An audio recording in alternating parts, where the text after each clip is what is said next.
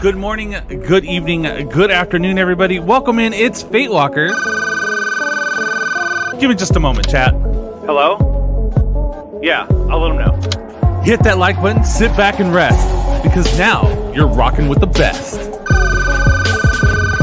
Hey, no, I said the thing. Yeah. Are you sure? All right, hold on. You kicking it with Doomkiller HD.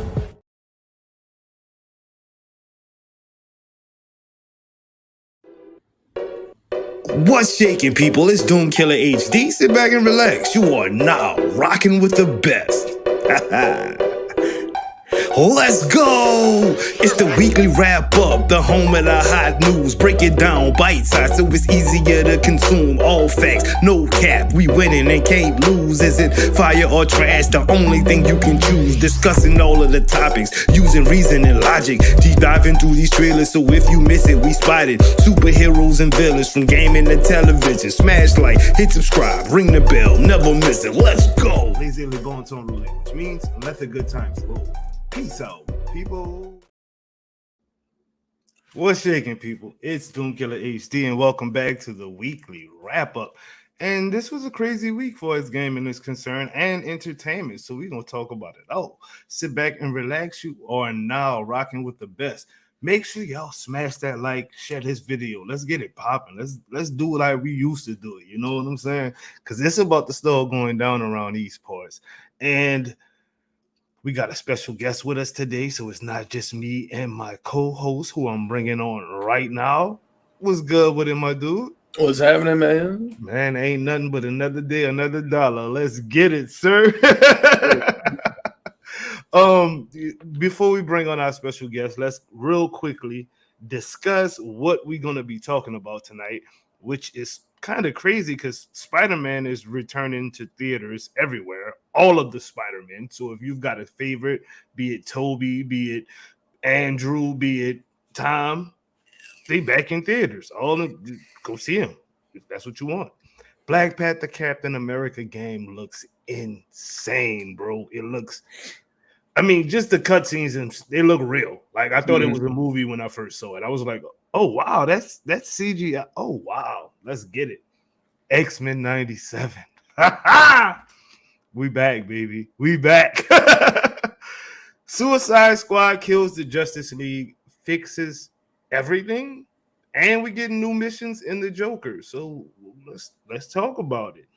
And let's also discuss the Dragon Dogma drama, because I think it's silly as hell. But before we get into all of that, and before we bring on our special guest, my dude, yes. What games you played this week, though? A few. In my off time, kind of in tribute, I've been playing Dragon Ball Z Kakarot. I actually wrapped that up today, finished the last DLC of it, and been playing Fortnite, been playing Mortal Kombat. Last night we tried out something called Rise of the Ronin that has its own drama swimming around it that I guess just got overshadowed by Dragon's Dogma. And then I may have been playing a little weird game called Destiny. I don't know. Back to the room. I might have dabbled. Bro, I've definitely been playing Dragon Ball Z Kakarot. I've owned the game forever. I just never played it. And it's one of those weird games that, like, as a Dragon Ball fan, you just kind of sit there and go, how many times are they going to retell the same story? Like, come on. And then you actually dig into it. It's just like, this is Breath of the Wild with Goku in it. Bruh. Okay, I'm in. So good. It's so, like, I ain't gonna lie to you. It took me about an hour to actually like it. I played the first hour of the game and I was like, okay, I'm done. It's the same thing that I've done a million freaking times. I'm good. Yeah. And then you get to Roshi Island. Changes everything for you, bro. I was just like, okay, I'm in. Let's get it. Yeah, so I'm still figuring stuff out. I just got to Namek. I'm loving Vegeta. I just beat up Ginyu last night with Goku, Kaioken in him. and he took my body. That's the last part I'm at. I mean, I know what happens next, but that's where I'm at. Well, yeah. I think one of my favorite things about Kakarot was actually some of the DLC that they added. So if you have the season pass for it, you're definitely in for a treat, because those DLCs do not short you on anything. Like even simple stuff like, oh, the story of Bardock, Goku's dad. Right. I heard about that's what. No, there's still tons to do in that. That's what Solomon Gaming was saying, that the DLCs make the game even better, and the game is already good. So, like, the first two, like, you can kind of tell, because like the first two takes care of like the first two movies from Dragon Ball Super. You can kind of tell they were trying to get their feet underneath them. They weren't sure what they wanted to do with the DLC, and then like the Trunks DLC, the Bardock DLC, the World Tournament DLC, Goku's Next Journey, and they were just like, I'm ready. Oh my god. I'm ready for it all. Well, without further ado, I know my dude's been sitting backstage for a minute. Man, we got the hottest new YouTuber, and he's not a new YouTuber, but he's a YouTuber that restarted and revitalized his whole aura, and it's just a beautiful thing to see. So let's bring on the man from across the pond, my dude, Slight Stardust. What's up? Hey guys. It's been fun having a front row seat to the podcast for the first 8 minutes. It's been really cool. Who are you and what have you done with Stardust? Well, what's up? Who are you and what have you done with Stardust? Is it because of this? Yeah, there was... Your hair is not all wild or anything. Yeah, bro. I've gone through my monk phase. I'm in like a monk era. I'm doing meditation. That's a lie. That's a lie. I've given up. I've given up everything. I don't drink anymore. Another lie. I went out last night. Yeah, that was crazy. But yeah, so hey, Robert Half. I recognize you from comment sections. Yeah, he's a cool cat. Love Robert, bro.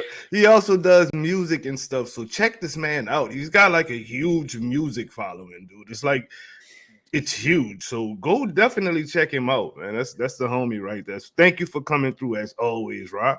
Appreciate you. Spider-Man returns to theaters, and we have a Spider-Man junkie in the building. Are you going Spider-Man, bro? It's not available in the UK, the Spider Monday stuff, so it's not something I can partake in. So yeah, it's just pain. You still live in pain, but it's okay. It's all right. I mean, I have something called a TV, so I can just watch it whenever I want anyway. So I do. But you don't get the movie theater popcorn and nachos, bro. So yeah. I mean, yeah, but like, I also don't get like kids kicking the back of my chair every time Spider-Man shows up. They get more excited than I am. I have to turn around and tell them. I'll be like, yeah, well, you think you're excited? Okay, then tell me. And then I'll try and do some trivia for him. Oh, you think you're a Spider-Man fan? Tell me everything. I'm the biggest Spider-Man fan there is. You think you're a Spider-Man fan? Well, tell me every Spider-Man. Go. And he'd be like, and start crying to his mum. I personally, I don't really see the point in going to the theaters to see Spider-Man, because I literally own or can watch them on Disney Plus or exactly. you know, like, so my oldest daughter, her favorite Spider-Man is Andrew, so I'm gonna just go ahead and sit down and bring my little one and my big one together, and we're gonna watch Andrew's Amazing Spider-Man together and call it good, because we're gonna sit in the living room and do that. I don't think I'm going to the theaters, bro. I don't think that's the nah. J. Coon Prime. I don't know what to think with you when it comes to Spider-Man, because you like Spider-Man, but I don't think you love Spider-Man. Is that right? Like, if I had to give a top 3 superheroes, Green Lantern is at the top of the list. Right underneath him is Spider-Man. Okay, so you do love Spider-Man. Yeah, like, you just don't like Spider-Man fans. I'm a big fan of Ben Reilly Spider-Man. I get it. But Spider-Man in general, he's my second favorite. Absolutely. Okay. Am I going to spend money to go see that in the theaters again? I got to be real. Probably not, because we are rolling slowly into summer movie season. Me and the missus just went to go see Ghostbusters today. We're going to see Godzilla X Kong next week. Our schedule's booked, man. I feel it. I just thought that was a cool little topic because I mean I know we have so many, especially the people that watch this channel. They like Spider-Man. You know what I'm saying? So I was and I get it. I totally get it because not only are all the Spider-Man films getting re-released into theaters, so are all the Star Wars movies. They're doing that for the 4th? Yes, starting May 4th, all of them are going in. And I had to sit there for a second. I was like, I don't want to see the sequel trilogy. No. Like, I don't want to see I don't want to see the prequel trilogy. I would like to see episode 3 again. I don't understand how they can do a Star Wars marathon with only 3 movies. I just don't get it. You know? I'm not even mad at that. Oh wow! I'm the a door's little open, perturbed, but I'm when not he walks mad. through.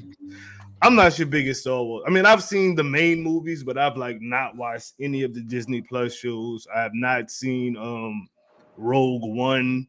I used to watch some of the Clone Wars back when it was hot and popping back in the day, but I didn't even watch all of that. So yeah, y'all. I mean, I got to be real. It's very hit and miss with Star Wars. Mm-hmm. The prequel trilogy, an argument can be made that only episode 3 is good. The classics, all 3 of them are good. The sequels, I love the sequels. Anyway, bro. I love the sequels. I thought they did a good job, bro. And I don't understand the hate for them. They're really, at least to me, they're better than the prequels to me. You know what I mean? Like way better. The best way I can describe it is Disney took 30 plus years of community building with the blessing of George Lucas and just gave us all the finger. So the new Jedi Order. Yeah, gone. and the lead was a woman. The Forward Yuuzhan Vong, gone. Like all of it. Just thrown in the garbage. And yeah, I'm not that deep into it to even understand it. And I understand where y'all hardcore fans come in at where like, no, these movies make no sense because of this, and this had happened already. I get that. But from just a casual Star Wars fan, well, yeah, looking at those movies are great to me. But yeah, and I will never take that away from anyone. God knows if I was going to take that away from anyone, like me and Suki would have come to blows a long time ago. Suki is just hard to follow these days. Suki likes to ruffle people's feathers, bro. And trust me, I've noticed. And it's getting worse in her old age, bro, because I can't with it no more. From my perspective, I will have to say, like, the biggest disrespect to it is the whole point of Anakin is he was supposed to be the chosen one. He fell from grace, and then Luke became the chosen one. And that 30 plus years of world building showed that Luke was the chosen one. And then they just threw it away. They didn't throw it away. He passed it on, bro. He passed it on. He gave his life so that I'm doing my best sore face right now. Just I get it. But see, never mind. Because the lead was a woman as well. So you know that's already gonna make. They could have recast Luke as a woman, and I'd have cared less. I really would have. It should have been his son or daughter, but I get it. You know what I mean? It actually brings it full circle from the very beginning of that story. That's why I like it so much, because she's not actually a Skywalker. She came from the bad side. She's a Palpatine that turned good. She's the first Palpatine that's good. You know what I mean? Because all of the rest of them, they Emperor, you know what I mean? It's just not okay. So I actually like the full circle with it, and how she was like, you know what? I don't even want to be called a Palpatine. I'm a Skywalker, because that shows that I'm good, and I respected it. So boom. But I will say this: if you don't watch anything else out of the new stuff, check out Rogue One, because Rogue One is arguably like the best Star Wars film ever made. Like no. Oh damn, that's the one I just. Rogue One is really good. I kind of passed on it, but let's move on from Spider-Man and Star Wars. Let's get into something that we really want to discuss, which is the Black Panther Captain America game. First thoughts, Slice Stardust. When you saw the CGI trailer, what went through your brain? couldn't help but feel like Cap looks like he would have like a certain blue tattoo on himself. He looked like if you know what I'm saying, because there's just something inherently like, maybe it's because which just means like in my head it just looks like he just wouldn't like minorities. I can't. It's horrible.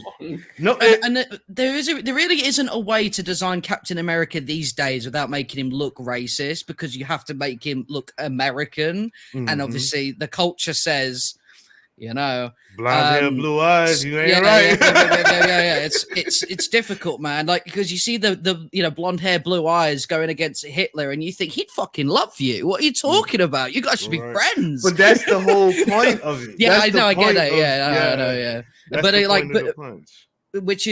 And then also in the trailer when Cap is basically like, yes, listen, I understand the Nazis are coming, but there's a black man roaming around and I can't have that. And he's chasing Black Panther. I'm like, brother, there's a war going on. The country's being attacked by Nazis and you're going after the one guy because you think, you know what, that accent's throwing me off. It's not very American. You're in just like a cat. Yeah. Yo, you crazy, Star, and I love it. But like it, all that aside, right? All the weird undertones. I mean, it looked great. I mean, the gameplay itself is going to be very sort of cinematic. I feel like we probably saw gameplay in that little clip. There's a couple of movements that look like Uncharted style takedowns. So I was like, oh, okay. I think it's going to be great. I think the game's going to be great. I think the acting's going to be amazing. I mean, that little bit with Black Panther saying the shield doesn't belong to you and all that, that was a really great acting. Really great stuff. Really looking forward to that. And the fight's going to be fun as well. I hope I don't have to play as Cap in that fight. I would feel like I'm doing a disservice. But yeah, like Robert said about the 3 super soldiers bit, I was a bit confused about that as well. But yeah, it probably just means Red Skull. Which again, if Red Skull's roaming around, why is Black Panther the one where you're like, doesn't say, I don't know. I cannot, but I can actually. It's so weird. Like, it's not though, because it's definitely a Captain America issue. You know what I'm saying? Like, yeah. It's Captain America in 2024, dog. In the comics, Flags of Our Fathers, they do this really, really cool thing where Gabriel Jones is in Wakanda. Who's like, wow, like, you know, because being like a black man going into this very high like tech world of Wakanda, that's, you know, pretty much, well, it's all black people. He's amazed by it. I would love to see that in this game. That'd be good. But then, you know, Captain America's just going to be like, don't like this place. Sum it off. It feels unsafe. Sure does. Willie just wants the first Captain question America Cam will ask is, what's the crime rate here? Yeah, exactly. You'd be like, yeah, I'm sensing a lot of crime. I'm sensing a lot of crime. Barbara Bush walking around. He's gonna people are around here anymore. He's gonna turn to like another Howling Commando and go, you know what? There's just, I can't believe they would gangster up such a nice land. Do you know? I can't believe they would do this to Africa, bro. J. Coon Prime, your initial thoughts when you first saw that trailer, bro. God damn, Stardust. I'm afraid to say anything. I don't know if I'm ever going to be able to actually play the game anymore. I think I'm ruining myself. You're bad, bro. You're bad. Yeah. I should probably just preface, by the way, for anyone who's just tuning in, there hasn't been like any like devs have been racist or anything. It's just something that I picked up from the trailers. It's not there. It's just undertones that I don't like. As far as what I saw, like, obviously I was like, okay, this is clearly just a cutscene, but this could really swing one of two ways. One, right. I am afraid, because superhero games have a bad track record of it, of like, what you saw is the best it's gonna get, and it's all downhill from there. But we could wind up with a situation where this is like God of War Ragnarok, where like the whole game looks like this, and Bro, that's what I'm expecting, I'd be bro. there for it. Unreal I think it Engine will. 5 is just too damn good right now, bro. Like, it's really nothing you could like. Did you see what it looked like, bro? You know what I'm saying? Oh, I It had just to watch that video like 5 times.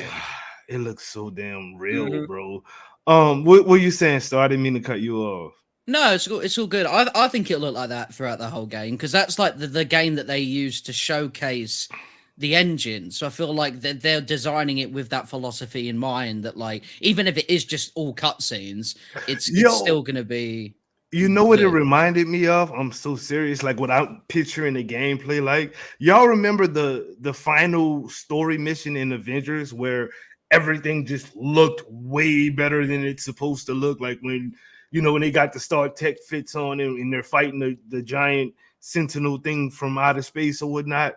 The graphics right there in the game. Like if we could have had that throughout the entire game, it probably still would have failed. But damn, just think about how good that would have been. I imagine that's what this game will look like, but probably 10 times better.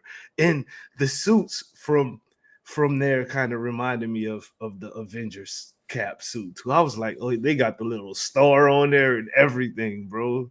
Wow, I'm disappointed because it's like a very new cap. I was hoping that it'd give him actual ear wings instead of just the design on the thing. I think you need to stop. I thought he's clearly just having the little wings on the side. Yeah, nah, it's 2024, No, bro. He's those are armored gone up, forever. dog. He's armored up, bro. He is armored up. Anybody else got anything they want to say that's not racist about the black? I was gonna say, well, we know why he's armored up. It's all that crime. He probably got one of them body cams. That was Avengers cap.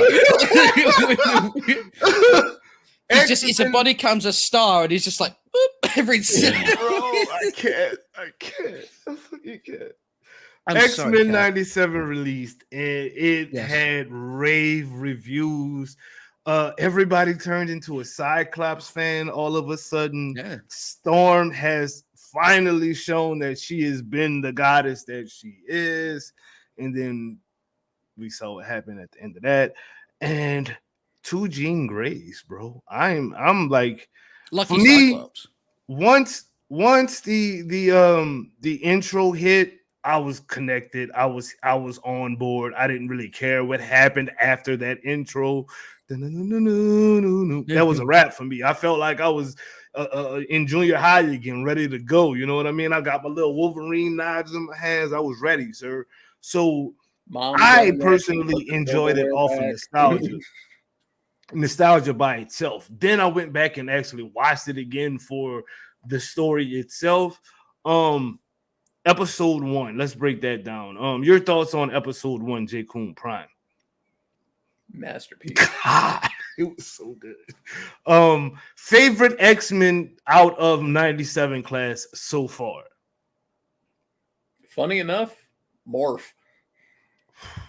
Same. Same question to you. Initial thoughts on episode 1, Slight Stardust. I loved it. It made I've only really ever watched the movies, so in my opinion, it was like it's just Wolverine and friends.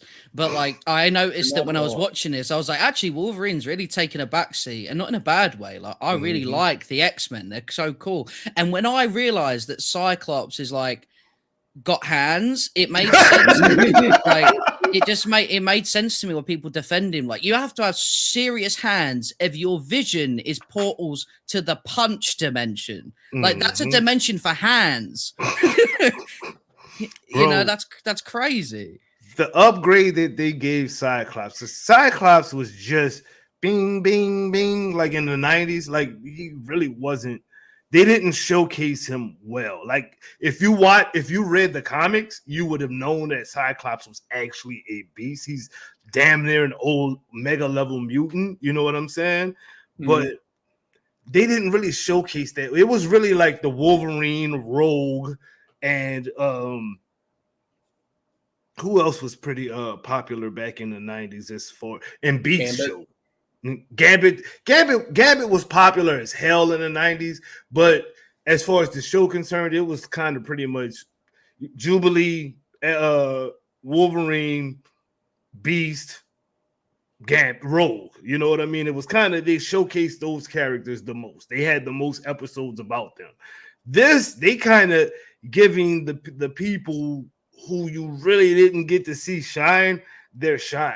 Because when they were fighting them damn Sentinels, and my boy Cyclops beat them to his chest, and he said, "Bring the full cast," and the damn Sentinel said, "Omega level threat detected," and our queen came down and just wrecked dog. That was.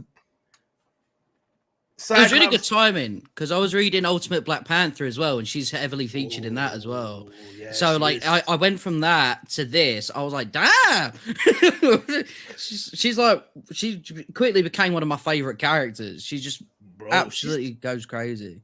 Man, and they did not showcase her as well back in the 90s as they did now. They showcased everybody so well, though. Like, everybody got their shine in this episode, in the first episode. Everybody shined, you know what I mean? We had Bishop replacing Cable, which was pretty damn dope. He got his shine on when he was absorbing stuff and blasting it. They did a great episode 1. It was just for sure. There's loads.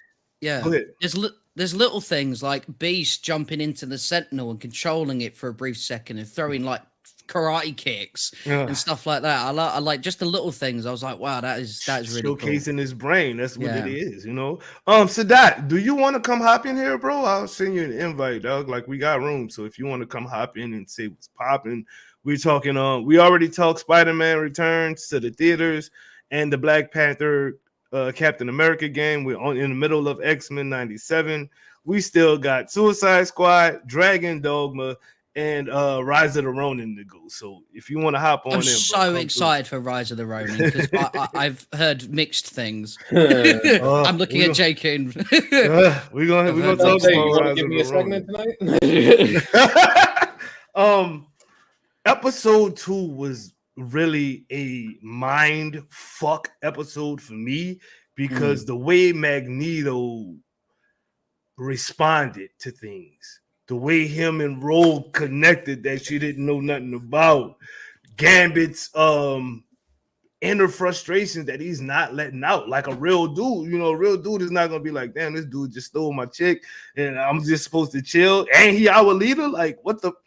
His head's messed up. You've got the whole drama with Wolvie, I almost said Scarlet Witch, but Phoenix, Jean Grey, and Cyclops still going on 30 years later. You've got Morph just being Morph. You know what I mean? Like, you think Wolverine give up by now after the marriage and the child? I don't think here's the thing to keep in mind. Episode 1 is literally supposed to take place directly after the season 5 finale. So there is literally no time gap.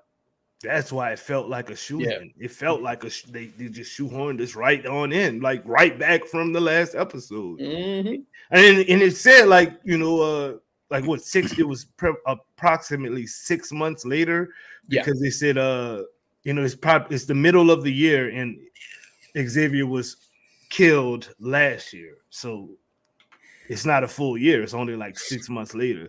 Yep. But episode 2 for me, just your thoughts on episode 2. Let's go with you, Star. It was, I mean, it was great. I mean, the speech with Magneto, because you think he's going to be like, oh, he's going to be a bad guy. He's going to squish their heads and everything. Oh, no, he's actually a good guy. He's actually doing good stuff. And everyone, what I like about the show is that they don't pick favorites. Everyone's got something to do. Jubilee's got a little story with the guy, you know, the rich kid. I can't remember his name. Why can't I think of his name right now? It's very, very fancy. Obviously, you know, Cyclops and Jean have got their thing going on. Rogue, Magneto, and Gambit have got their thing going on. Morph has this like thing I've noticed, and they're gonna use this where a character will come into the scene and you go, huh? And it's just, oh, it's Morph. I feel like they're gonna keep doing that until it's just character debut, and it's not Morph. Morph right? got an upgrade though. He did. He when they couldn't were in the- absorb. I mean, he couldn't use other people's powers. He could just. Yeah. He was pretty much To a like point. Mystique. He was just like Mystique, but he when can they use were- their powers now. Yeah, Morph is an yeah. actual Omega level mutant at this point. Bro. It's crazy. It's crazy. Like when they were in the UN and Lady Deathstrike appears out of nowhere, I was like, when did she turn? Oh, it's Morph. And then when he's, when he walks in as Professor X, I was like, he's alive. Oh, it's Morph. Like that, and I love that. I love that for him. Them. I like and him, Shim, them, Wim. I think Morph is them just because they can change into literally anyone. So, right. But and Wolverine, I mean, even Wolverine, like despite the fact that he's not up to much, I still think that he had a really funny scene where Jean was about to give birth and he walks in and goes, "Who is it? Apocalypse?" I was like, and then he looks even more scared for the baby. It's like more afraid of the child than he is Apocalypse stopping by the mansion. I thought it was so funny. Go ahead, Prime. I mean, episode 2 was definitely like the beginning of the redemption arc for Magneto. Like showing I cared about this person enough to where I am going to put my own personal quest, my own personal war aside and fulfill his last wish.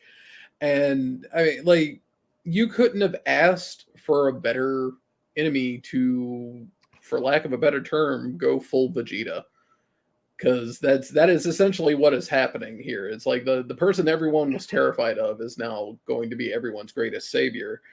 And like the whole thing with Morph, like I was saying, like he can use other people's powers, but only to a point. Like back in the old show, the episode where Morph came back and he had to face Master Mold again. Like he morphed into like 5 or 6 different people, one of which was Omega Red. And I was like, okay, like what is this? And then he starts using the ropes. And I was like, get the fuck out of here. He can do that. And yeah, Morph is a bigger threat than everyone is giving him credit for. And I think that's going to wind up rearing its head later on. But whoever is doing Magneto this time around deserves an award simply from the Senate room part alone. That was just top tier. The tension was crazy, like especially when he's giving the speech and his foot is just above like the guy's head. I was like, he could just drop down and pop. I mean, they wouldn't show that on, but they would imply it. But I was like, oh man, And then when he decided not to, I thought, oh, that's crazy. I also like the sentiment because I know that this is a newer thing about the helmet. With stopping Charles from getting in his head, but I like the sentiment that he doesn't wear it because Charles isn't around anymore to try and do it. So now he doesn't need it. So no, he just doesn't need it, and the outfit's pretty cool as well. I like that big giant M too. That's that's pretty. That was a very, very subtle nod to not only Age of Apocalypse but also House of M. I was about to say I thought it was his outfit from House of M just modified for cartoons. A little, yeah. Like there was a little bit of both in there. I believe it. I was just saying what was on my brain. And then like the whole Rogue Magneto thing, they pulled that straight out of Age of Apocalypse, and I was like, okay, I see where they're going now. It seems like a lot of the stuff that they did when Fox were still in control of the X-Men, they shoehorned out, in everything that came after with Disney, they shoehorned in. Like it's kind of because they. The whole Genosha thing and all of that, how they're doing it. I'm expecting the Krakoa Island coming next, what I mean? To be real. Like that's crazy. But for me, episode 2 is like, okay, now we're going into what's happening in 1997 because we've kind of episode 1 was the finishing of 96. Yeah, we got through that. 97 is a whole new year. We've just lost Storm, who I think I know what storyline they're going with that, but I'm not sure because they could be pulling out of Fox territory, they could be pulling out of Disney territory, or before either. You know what I mean? So yeah, if it's the story I think they're going down, and it's one I hope they go down, it's what I believe is that like comes from a comic where Storm tries to wants to become leader of the X-Men without the powers, and I think she challenges Cyclops and still beats his ass anyway, even without the chung chung, stuff. Which, I mean, crazy, to be honest. That'd be fun. I hope she goes to. I was thinking she was gonna go back to Africa and end up in Wakanda. That's what I was thinking. Maybe and that'd be sweet. Being around the vibrating. Y'all know that story. Anyways, I don't want to spoil it because if that's real, let the people enjoy it for themselves. You know what I mean? Because I was really thinking about the real Queen Storm. Mm-hmm. From the I just hope that they finally stop pulling our leg about it. And finally, have her hook up with Wolverine. Storm? Yeah, that's been a thing for a long time. Wow. Yeah, she even had a brief period where she was married to Black Panther, and there was actually a conversation between the two of them right around the time Wolverine and the X-Men started as a book, where Wolverine was the head of the Xavier Institute, and it's a conversation between her and Black Panther of like, what are you going to do now? Well, I'm going to go back to the school and yada yada, and he just goes, okay, but just not him. what are you talking about? And it's T'Challa saying it, just not him. And literally the next page is Logan cutting her hair back into a mohawk and them hooking up. And it's like, that him. Yeah, got it. Oh, wow. I like BP and Robert Huff asks, who has the better ship, Wolverine and Storm or BP and Storm? I like BP and Storm together. Wolverine and Storm. Like, BP and Storm was any of his so shit, and it's amazing. Powerful together, though, bro. Like, yeah, no guff, but I love seeing somebody put Wolverine in his place, and Storm is great at it. I respect it. But you know what? What's her name was good at that too. Jean Grey was good at that too, though. She would definitely put him in his place. Yeah, but there was the whole mental thing. Storm does it without that. She just gives it. You're right. I think after reading Ultimate Black Panther though, and it being like, so I don't want to spoil it who's not read it, but essentially, well, it's been out for a bit, so I think it'd be okay. I won't go into details. It seems like it's destiny for T'Challa to be with Storm. Like he gets this like conversation by the brain people, the sort of monk kind of people in Wakanda, and they say that you will be saved by a woman of light. And when he realizes who it is, and it's the lightning and stuff, I was like, oh, that goes crazy. And I was like, yeah, this is it. I love this. And I'm obsessed with it. And then in the first comic, like it's her and Killmonger saving this village from Moon Knight people. And he's like, my love, bless them, as she does. And I'm like, oh God, it's just so cool. Like that dynamic of like having like just someone say that sort of thing. Obviously, I know it's not T'Challa, but like, it just goes crazy because he'd say that sort of stuff all the time, and I love it.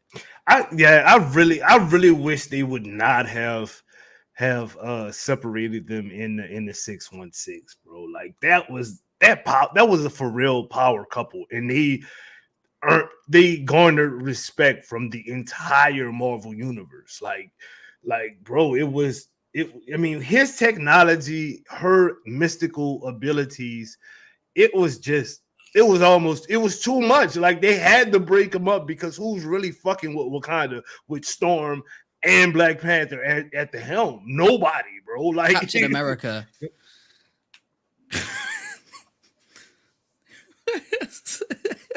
No, like I've always been a fan, like ever since the episode that they did in the original X-Men cartoon, where like future Bishop and his sister and future Wolverine and Storm had to go back in time and stop Charles from getting assassinated, and they were married in those episodes too. I was like, okay, I have loved this dynamic ever since I've seen it. So yeah, I am prepared to die on that ship. It's okay. I respect it, but Black Panther and Storm it was just too good for me, bro. Oh, so she can't be with a white man. Got it. me, Wolverine and Storm being together gives me like Batman and Wonder Woman vibes. Like it's a bit of like it's cool, but it's like it's just a weird, it's like a strange dynamic to me. Like to me, Wolverine is the type of person Storm would go for during like a rebel phase.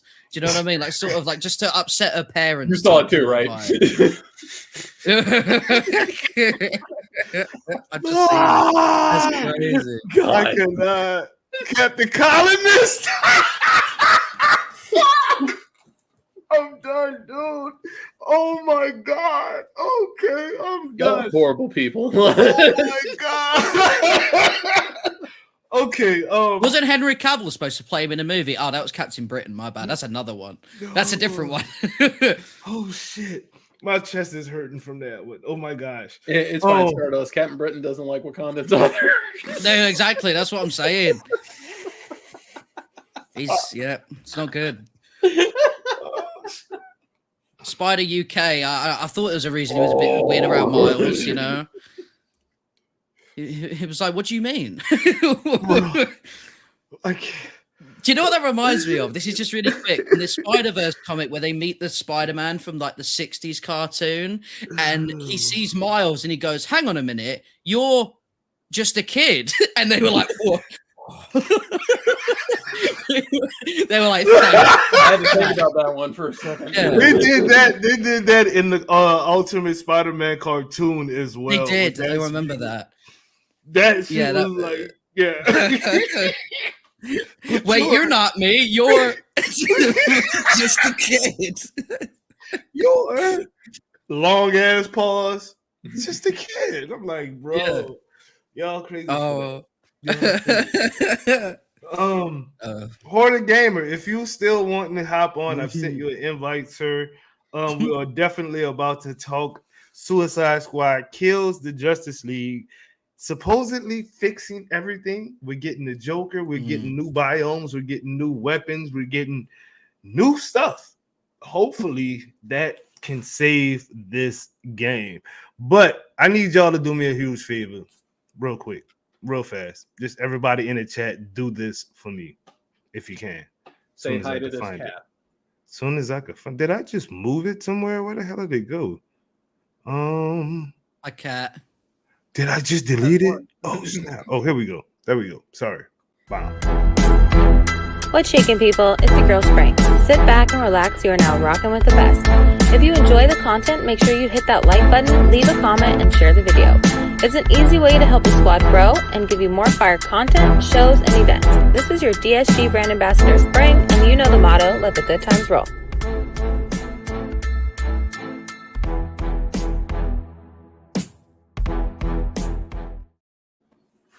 Appreciate you, man. Thank you, Pepsi Cola. I have no clue what that was, and so long. I really respect the fact that Pepsi Cola says he's been a silent fan, and then the first thing they write is not Captain Colony. They just drop a bar and it hurt my chest. It was hilarious. I give him his props on that. Yeah. That's hilarious. Y'all saw that promo, which I need to change now. I just want to make a quick announcement that there is no more Doom Squad Gaming. DSG has disbanded on friendly terms, of course. It's just I don't have time to manage people. I need to focus on me, and I mean, obviously, Jay Cone is still here. He was a member of Doom Squad. It's not like no bad blood with anybody on the team. We actually still have our team chat and chat in there daily still. But as far as us being an actual team, everybody's just doing their own thing right now. You know what I mean? And I think it's needed. We definitely may come back together in the future. But like, bro, when I'm getting 45 views on my videos and stuff like that, and I've got over 5,000 subscribers, I need to focus on me. Jay Coombs in the same boat. He's trying to get out of that 40 viewer, 50 viewer on Twitch, and just build it. You know what I mean? So he wants to focus on him. Hoarder, same. You know what I mean? He's moved his comic flex from the channel to his own channel, which so dope, you know what I mean? But everybody's still cool, everybody's still great, we good. We just doing our own things right now, and it's actually been like that for about 2 weeks now. We just kind of and if anything, you doing that was probably a blessing in disguise because it very quickly showed both of us who was here for the group. Like for that, I'm very, very thankful. It's actually sad, to be honest with you, bro. It was kind of sad seeing that what we saw. We saw everything, just so you know. We know who you are. It's cool, and I'm good with it. Like the people, like I said, we still there. We still doing our thing. We still rocking with each other, still supporting each other. It's just we don't. It's no obligations at this point in time. So, you know, if I don't feel like uploading today, and I don't want to wake up the next morning to retweet everybody's shit, I don't fucking have to. You know what I mean? It is what it is. But when I do wake up and I do feel like hopping on, they gonna get their tweets. You know what I mean? Yeah. So we still cool. Like, it's gravy. I just wanted to put that out there because I didn't even realize that was the old. I have not uploaded my new like and share thing yet, and I saw all of the DSG stuff, and I was like, wait, I need to go ahead and clarify some things real quick. But speaking of DSG and Hoarder Gamer, hello, Hoarder Gamer. Hello, everybody.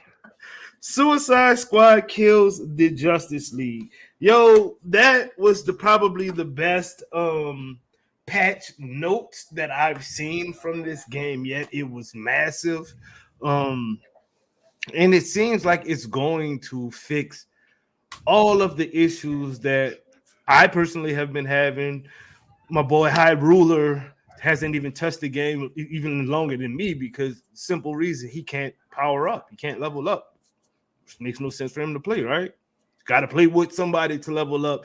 And then you become a burden on them because your level is so low and they've been playing the game and they can level up. Then they're carrying you without even trying, and you can't level up as fast because you're not getting the points because you can't kill people in the same mastery level that they're in. It's bad right now. And to be honest with you guys on this panel, if this doesn't get fixed relatively like on the 26th when they drop it, if it's not working and running perfectly, I don't see this game lasting the entire year. I don't see the support for it because all of those players that come back on the 28th when Joker drops, if it's just a couple of new missions in the Joker, they're gonna level the Joker up, play those few missions a couple of times, and bounce just like they did on Avengers. And that's not sustainable. So, with everything I just said, what's your thoughts on the patch notes and the patch that's coming on the 26th like startup? So I was saying this the other day in a group call with some friends that I was like, imagine working on a game for 9 years, right? And it comes out and you're already on season 1 and there's already like a serious conversation of like, this game might not last very long. I'd be devastated, right? And that's just something I want to like get out first because I think it's like quite upsetting. But also, I think that this game, despite having like this amount of time and everything else, still feels like it's doing an Avengers thing of trying to catch up with itself, which is crazy to me because it feels like they had a lot of time to like build the backlog, so to speak, you know. But when I was looking at the Joker stuff and they're saying new incursions, but it's just the crystals in a sandy map with some fairy lights and a poker chip on the floor. I was like, oh, is that a new environment though? Like, is it really? Like, I know it, yeah, I guess, but meh. Like the actual Joker map, the only sort of thing is because it's just plotted assets in sand. And then the daily cackle, whatever they call it, and that's it. And it's like that's boring. You know, like damn. That I can't explore nothing again. Like it's just meh. And I think that the changes that they say they're going to make are good, but the patch notes, I don't know, man. Like they've done the patches before, and some things aren't fixed, and some things don't happen. And it's like they could say they fixed 100 things, but they might have broken 200 more. Like, and the way that the way they're laying out these seasons, I'm worried it's just not going to be enough. Like season 1, episode 1. In my opinion, they should have just released season 1. But I understand why you can't do that because they have like this philosophy. But I just don't think that there's going to be enough meat there at all. And you know, and by the way, I need to make this point really quick because I keep calling people racist today, but I do feel like it's very suspicious that Superman got a green tint to him, but Brainiac is straight up just like, I ain't changing nothing about Green Lantern. I want to be a black man. Like he's gone full on. Like I'm changing nothing. He's blackfaced. Who noticed that? And then I was playing through the story again, and I hated the idea of like this is a Green Lantern infused with Brainiac's DNA, and he keeps calling Deadshot convict. Do you know how weird that is? That's his ideology. I didn't, you think about that. That's kind of crazy. Like, Star, but anyway. You on your racist kick today, and it's funny as hell, bro. No, it's just, I don't like it. It's because I've noticed it a lot. Like, man, it upsets me. Like, there's these undertones to these things. Bro. I'm like, that is sus. Like, it's not even on purpose. Probably not. Maybe. I don't know. Probably, but hey. And it's just, yeah. But anyway, High Ruler Superman was pretty funny, though, on the poster. Superman High Ruler. That was pretty cool. Yeah, it's all right. I mean, I'm gonna play it, but I think that like High Ruler said, I think the game's pretty donezo anyway, because I feel like not enough people will come back for Joker. And I mean, and here's the thing as well, is that this game inherently was never going to sell as many copies as they need to, because one of the IP, and two, like, I don't know, man. Like, the Avengers, that IP couldn't do it. I don't think Suicide Squad's going to be able to do it. I think Justice League could have. That's the thing. Justice League could have. Yep. I agree with you completely. Yeah, bro. I was talking to Jay Shock, Sadat, and Jay Kuhn last week, and we were talking about Helldivers and why the game is so successful. And it's simple. They gave the players what they asked for in the game. You know what I mean? You couldn't ask for anything more. You've got inclusivity as far as, the game kind of forces you to be teammates. You know what I mean? You got to listen to if you're trying to win and get all of the stuff off the map and all of that and get all of your everything done, you gotta have good teammates that's listening, right? So they gave us that. They gave us cool weapons. It's generic as hell. They gave us maps that we've seen before. Even though we've never seen this map, you look at the map, you're like, I've seen this somewhere before. Yeah. When you're fighting the bugs or whatnot, it kind of reminds you of Starship Troopers. When you're fighting the robots, it kind of reminds you of Star Wars. So they gave you everything you asked for without any big IP. So you don't have a Batman to blame things on. You don't have a Captain Colonist to blame things on. You know what I mean? You don't have a High Ruler man to blame things on. It's just generic as hell. And the game is what sold so many people are playing it. So many people are talking about it. The devs, super communicative. They talk to you. They let you know what's going on. They play in the game with you. You know what I mean? So with Suicide Squad is, okay, we got this cool ass IP. We've got these cool villains. We're not going to talk to you. We're just going to put this out. It's been broken for a month. We're not going to really speak on it, except for our high profile people will make sure they're good so they can keep playing, which they don't anyway. And that's not what anybody asked for. Nobody asked for a Suicide Squad. And I know people are going to be like, well, we're going to give you what we're going to give you, and you should be happy with it. I'm not. Sorry. It is what the fuck it is. I'm not happy with it. You feel me? Yeah. No, I get that completely. Like, the game is already sort of preventing people that wanted to stick around, preventing those people from playing. And on top of it, it's a game that not many people wanted in the first place. And then it's a genre that not many people are fans of until they are.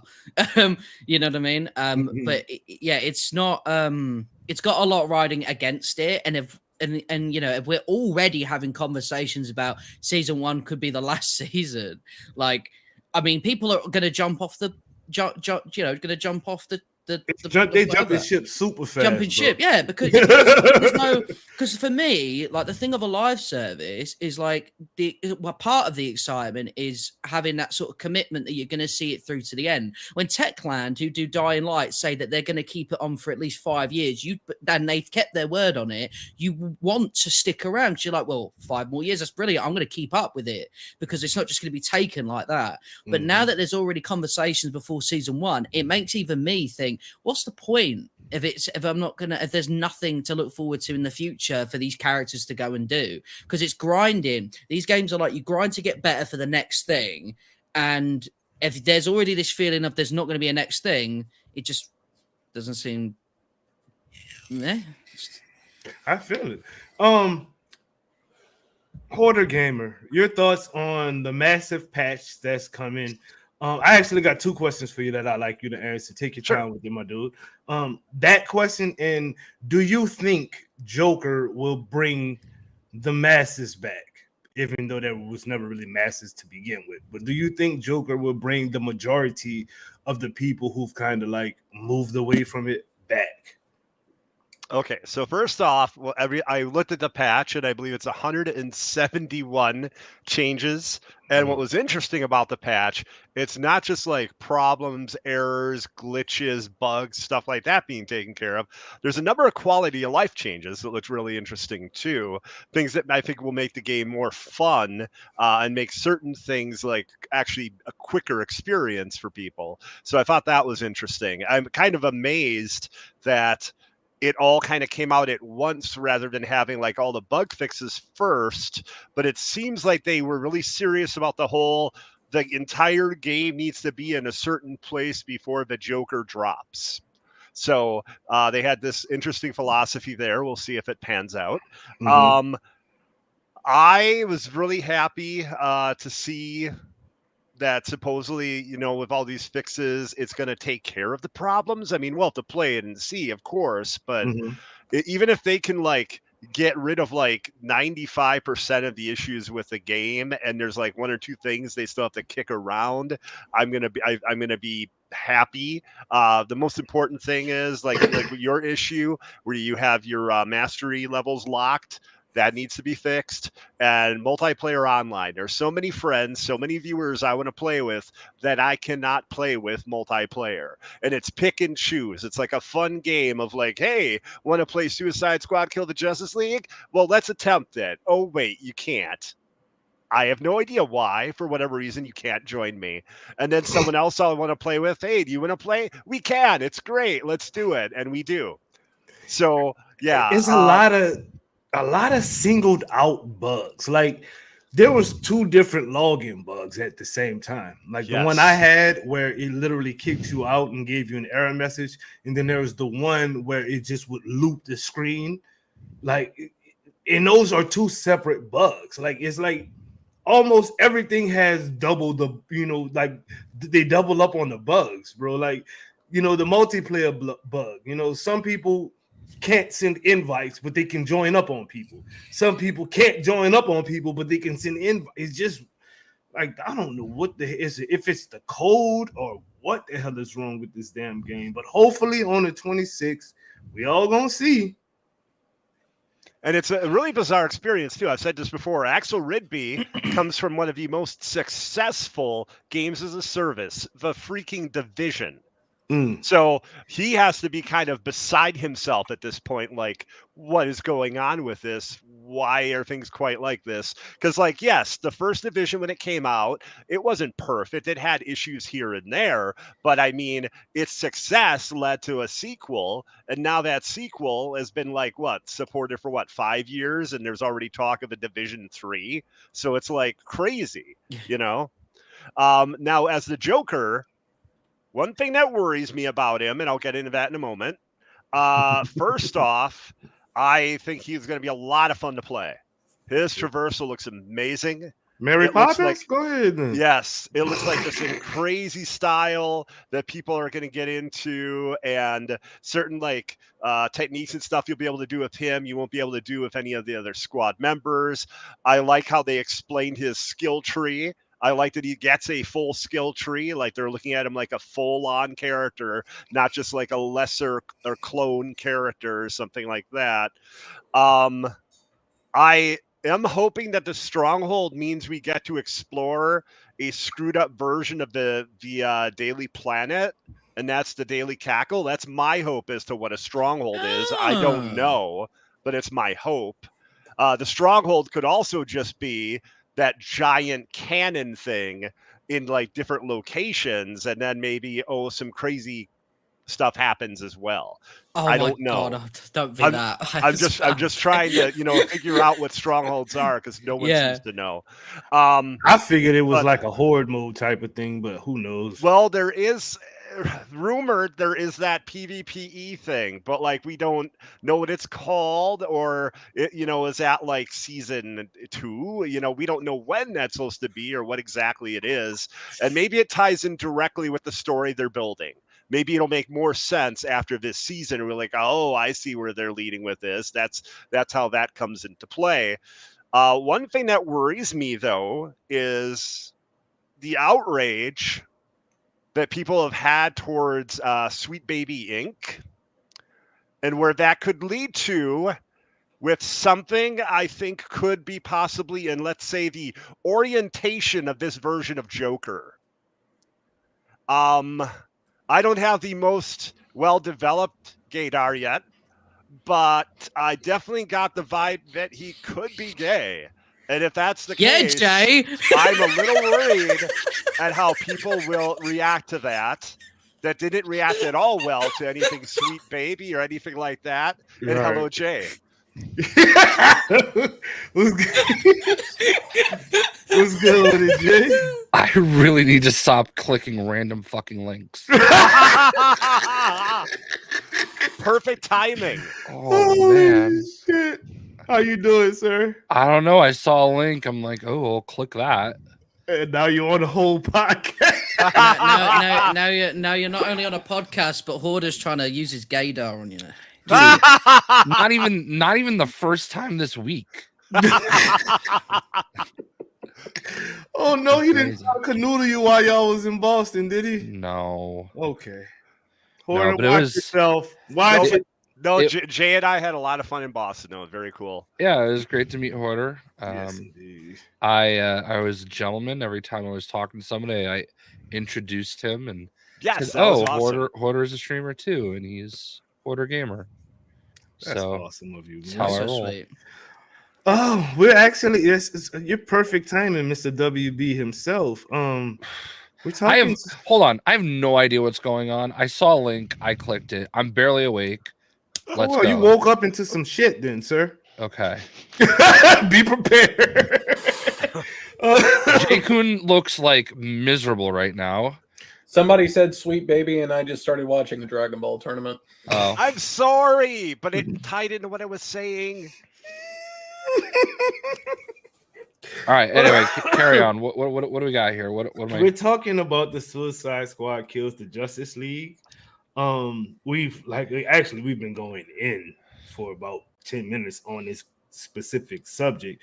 We're at the point where these fixes look on paper look beautiful. They look awesome. It's a ton of them. But the worrisome factor still is Joker enough to bring people back, and is what the fixes and the new content enough to keep people? And I think it was Jake Kuhn's turn, so we'll let him go, and then we'll ask you, Jay, Shock Blast.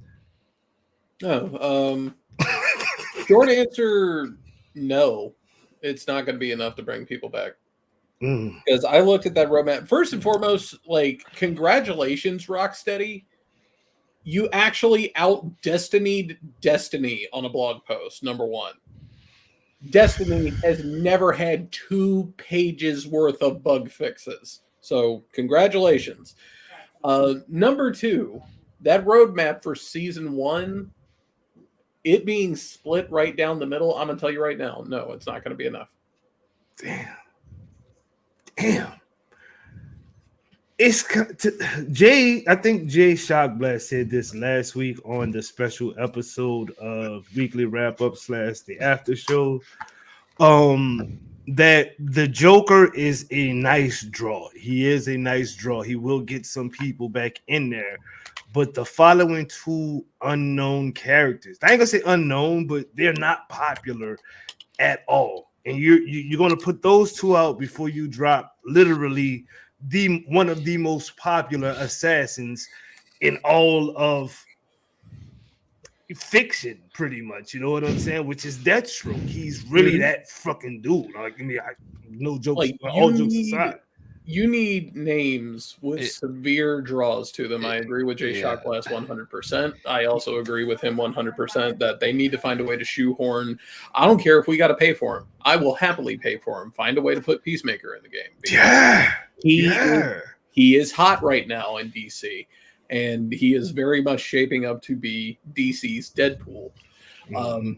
But the big thing that has not been mentioned here, people that play looter shooters, they play multiple looter shooters. Yes. So if your attention is not being held by one, they will go to another. And you already saw me embracing it just a few moments ago. But guess what gets a chock load of brand new content literally the week after Joker drops? Fuzzy Dice. Yes. Fuzzy Dice Gaming. You know, Dungeons and Dragons Play School Edition. Oh my god. But no, that's the incident I literally dropped the following week. No, we don't have enough room for another bald man here. Get him out. Yo, check this out real quick. Pizza, how dare you?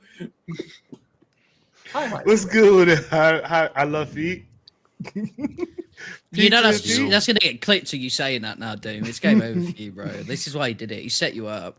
Oh my god! But that is going to be my prediction because, like, me and Lejeune have already talked about it at great length. Like, we kind of already have like a game plan of like when Joker drops, what we were going to do, when we were going to team up and fight Green Lantern, Brainiac together, and all that different. Like, we're going to play what we play. We're going to level him up, and then we're going to move on because they're only going to release but so much stuff. This is seasonal content. Not an expansion. It's not going to be enough. Damn. Bro, why they hate you in the comments so much? Because I get it. Me or High Ruler. I get it. It is. Jay Shockblast, would you like to I think the questions it's two questions. Your thoughts on the 171 bug fixes coming to the game, and your thoughts on we already know your thoughts on the Joker, but I'm still asking you anyway. Do you think the Joker will bring the masses, though there weren't masses, back to the game? All right. I mean, I guess the first thing that I would say is, did we do the lightsaber or the droid factory? And how fucking cool was it when you saw the Millennium Falcon? Okay, I didn't do either of those because I got heat stroke. Okay. I got really bad heat stroke. I was like delirious by the end of that day.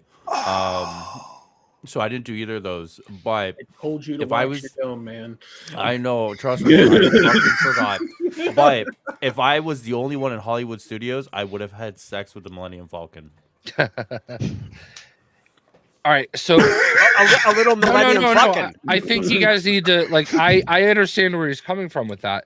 The first time I turned the corner and I saw the Millennium Falcon, it was like a religious experience. I almost cried. It's one of the 10 greatest moments of my life. It might rank above my wedding. My wife was with me when we saw the Millennium Falcon, so that's okay. I screamed when I saw it. I literally screamed. Anyway, so to answer the question, the fixes have to fix. You know, I think that's the bottom line. I think, could this be enough? Yes, I actually think there is a scenario where it's enough. It's enough where if everything works and we don't ever have to worry about that again, I think you're going to see this whole panel, for instance, you know, the Lejeunes, the Sadats, you know, all the people that genuinely, truly enjoy the game go back to playing it and playing it safely. And I think that's going to make a big difference, because when the right people are on and their audience is there to watch, it's going to push the numbers up a little bit, and more people will look. Obviously, people are going to watch when Joker comes out because it's the Joker, for better or worse, even if it's, some weird version of it. I look at it because, like, from what I understand, it's the Damian Clark, I believe, is the voice actor, and he was Handsome Jack, and Handsome Jack fucking ruled. Like, Handsome Jack's one of the greatest characters in Borderlands, easily. So, like, if we're gonna get a Handsome Jack version of the Joker, I can't see any downside to that. So I don't know, but like, listen, the game has to work first and foremost. If we're still struggling, like if this patch is like 4 steps forward but then 2 steps back, it has to be a home run. Like, Tuesday is the big day. Thursday is like the cherry on top, okay?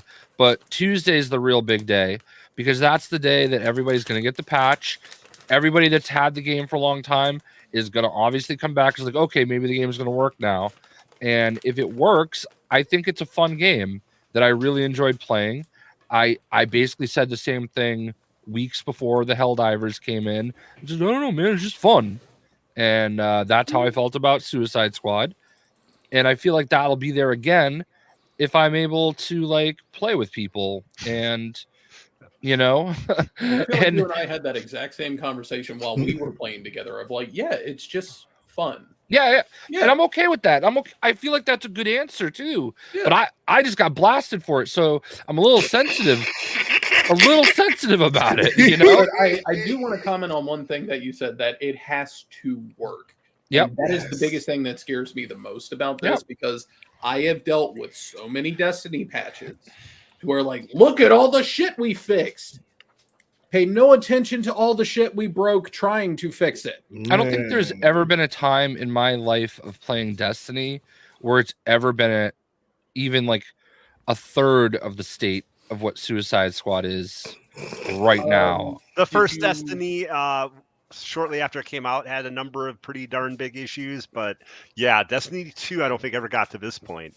Yeah, the biggest issue I saw was it was either Witch Queen or Lightfall, where things were so jacked up that they had to roll back the server 3 times in 1 month, and that is, that is taking the entire player base and going, we're resetting all your shit. Start over. Yeah, so like we'll see what happens. I mean, I'm trying to like stay grounded with it. Mm-hmm. It's funny, when the tweet came out with the patch, one of my contacts that I talked to, WB, was like walking by at that exact moment as I was typing my quote tweet, and he goes, "Oh yeah, patch tweet went out, huh?" I'm like, "Yeah." Bro, never mind. High Ruler, you can interject on this, bro. The 2 questions, your thoughts on the patch, the 171 fixes, and Joker bringing people back. I'm actually very pessimistic about this game now. I'm actually being dead serious. You know what? If this game died tomorrow, I actually wouldn't care. Because now we are March 23rd.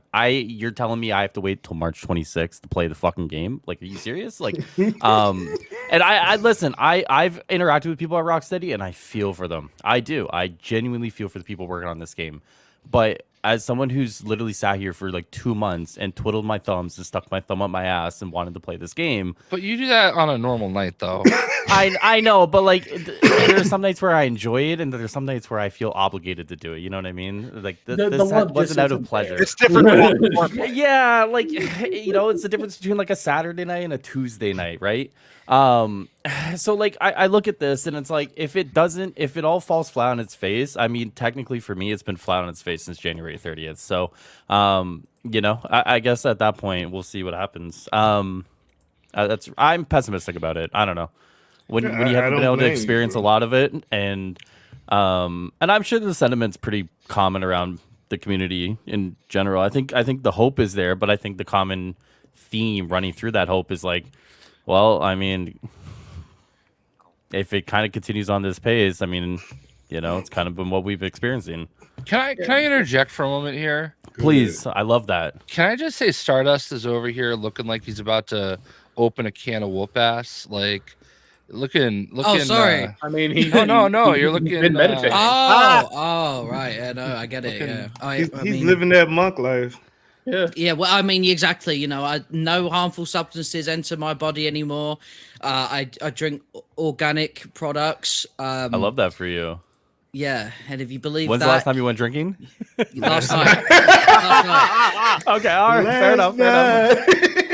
I had to message some people because apparently when I got really, really drunk, I kept trying to wingman for this guy, but I was doing it really annoyingly. As in, like, I was saying to him, I said, no. What do you like? I was just being really annoying. So the next day, and I checked my bank as well, and at like 2 a.m., I took out like 80 quid, and I've only got 20 quid left, so I don't know what I spent the money on. I don't know what happened. Did you pay the girl for him? That might have been maybe you know what I'm thinking about this actually, but I got change and I feel like that must be a really high tier escort service if they gave me change. I love that.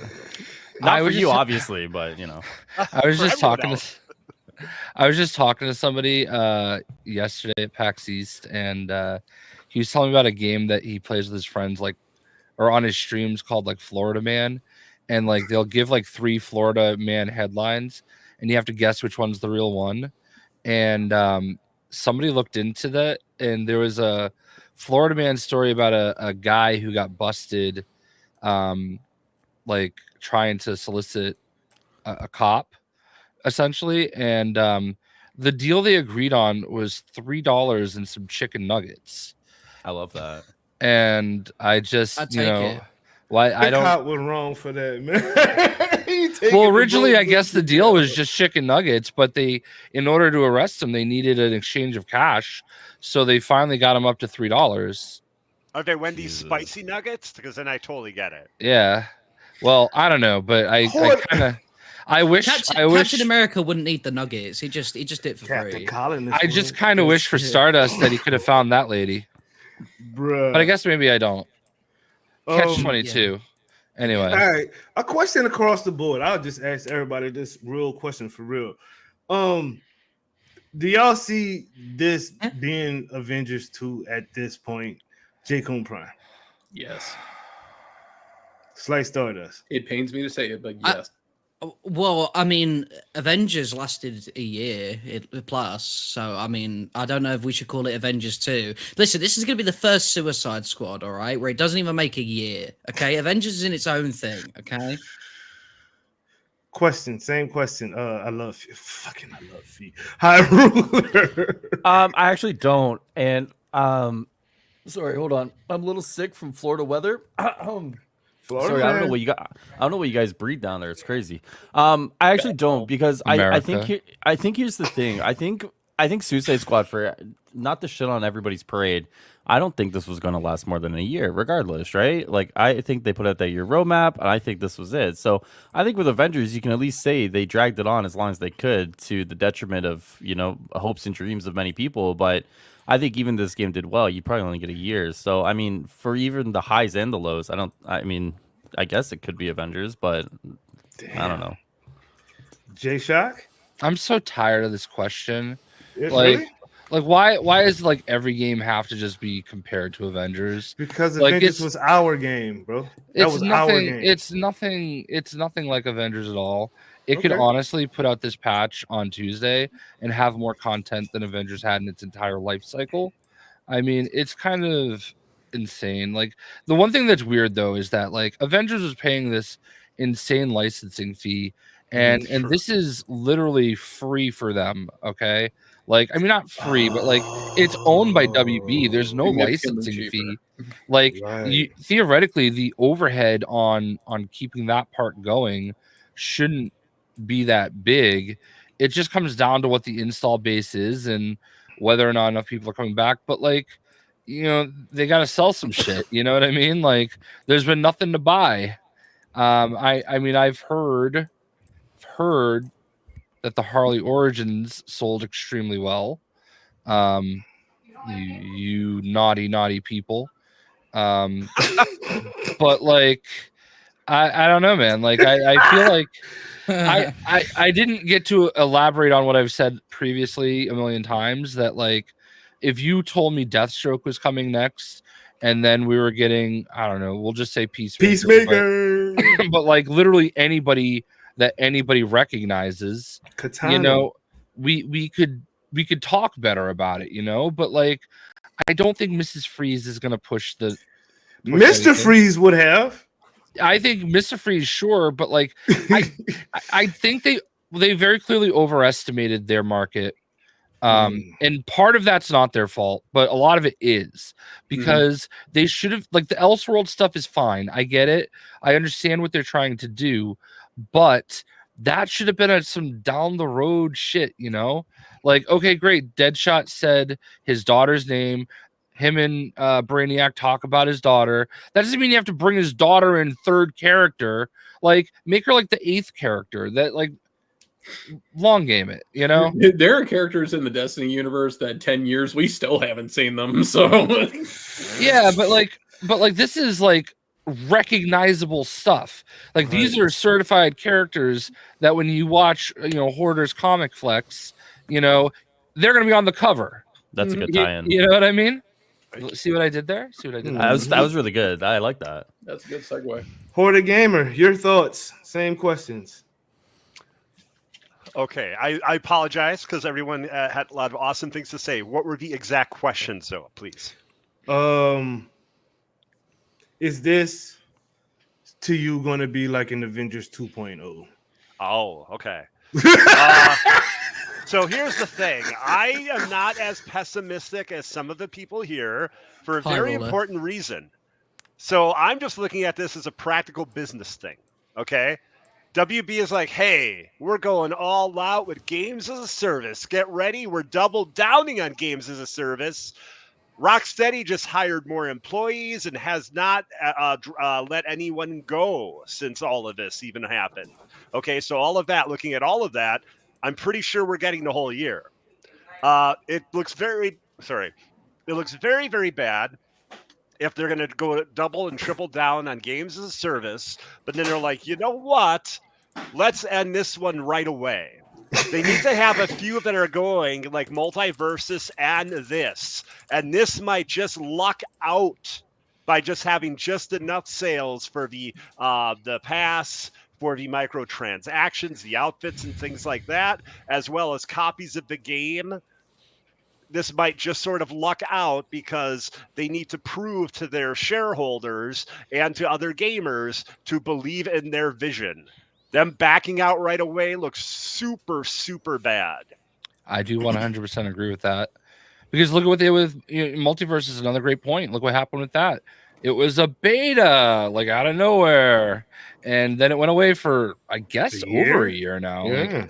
Like, it is insane to think about. Like, if you're gonna try to sell us on live service or games as a service, you can't run away when things get rough on every single one. You know what I mean? I completely agree with that. The whole multiverse thing is just so weird because the game always said it was in beta. It never said it was out of beta, which I always thought was weird. I was like, why is this still saying beta? And then they took it off the market and called it a beta. But aside from that, you can't do that. Yeah. You can't do that. You gotta. It's like what Hoarder says is literally 100% factual. You cannot run away from your statements like that. You double down pretty much on the live service aspects of the game, and I'm not sure it will happen. This rollout could be like a Cyberpunk rollout for them. It could literally bring everybody back, and once people are playing the game and they see it's actually fun, which I do have more fun playing Suicide Squad than I do playing Helldivers, which is a fun game as well, but I just enjoy Suicide Squad more. But back to the point of the matter is, like, you if you're gonna double down and stand on business is how the kids saying it these days. Stand on your business, you know what I mean? So let Suicide Squad roll out. If you say you got a year's worth of content, if 3 people playing it, let 3 people play it, but finish out what you said you was gonna do. That's always been my question. We keep hearing, oh, we've got a year's worth of content, and they were down for so long. They delayed it for so long that in my mind that means like it's pretty much ready. You know, I think. I was thinking they had probably 2 or 3 of the seasons completed, but I could be totally wrong. So like, I don't understand if that's the case. How are you not gonna like get through the year? You know, right. especially when Deathstroke would be coming as like this last pitch, effort, yeah, or last hurrah possibly. But I just, there's been a lot of questionable decisions. We obviously, doing this game in general, is always going to be a question mark, but I think that once they decided on it, I feel like it's an enjoyable game. But I don't know, man. The Elseworld stuff I enjoy, but like I just feel like they went way too far left, when they should have stayed in the middle a little bit. Just give like what we talked about last week, bro. Just giving people what they actually want. Yeah. It can go so fucking far as you trying to sell them stuff. If I was able to play as the Flash, I would buy every fucking costume they made, ugly ones and everything, because I'm a Flash fan. Just like if he could play as Green Lantern, you think he would not own every John Stewart, Hal Jordan, Parallax, all of that shit? He'd own all of that shit. You know what I'm saying? Like nothing Hal Jordan. Oh, I forgot. I'm sorry. Guy go. Yeah. My bad. Guy go. Yeah. But and I mean, like, let me comment on that right quick. Go ahead. I'm not going to say that they're going to cut content halfway through a year. Like, they're not going to do that. But do I think there's going to be a year 2? It's not looking likely. I guess there's an out for season 5, supposedly. I think that was something that Miller did say, that there's some sort of clever way that it could either continue or offers them an out, but that would give us more of over a year of content. Right. From the way I counted it, from the way everything drops, like we should definitely be getting Deathstroke in December. So that's pretty much the year, but they probably might push him back. So January at the latest, which would literally be a full year from the time the game came out. So that would be it. Like, it is what it is. Before we move on to the next subject, is anybody else has anything else they want to say about SSKTJL? No, I think we've said it all. Two real quick things. Go ahead. Okay. So one thing I love about the game is how darkly comic it is, because looking at the little bits and pieces they've told us of the story and where it's going, it would not be insane for me to think that the massive explosion Joker caused is not only the reason he lost his leg, but that explosion may have been to destroy Brainiac, and maybe he accidentally killed his version of the Suicide Squad. Maybe he's the reason that he had to come back to our world, because there are people after him or something crazy. So I was thinking that'd be an insane way to go about that. But so there's that. But then also, too, the cadence. If they can literally put everything out every 6 weeks, there's another nice big drop. That's really well done, because most seasons of even Destiny, I think, are about 3 months. Diablo is 3 months. So here in 3 months, it's you get twice the content, and you always have something to look forward to. 6 weeks is, I think, a pretty good cadence. Mm-hmm. Quick question from. Oh, did you have something to say real quick, Star? No. Okay. Never. Does the panel think the Justice League will be playable by the end of the year? I'm gonna say hell no. No. J. Kun? No. Star?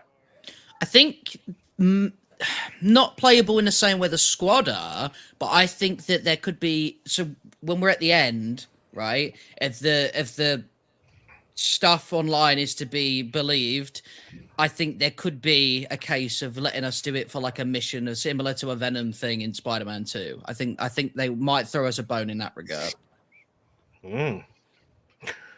High Ruler?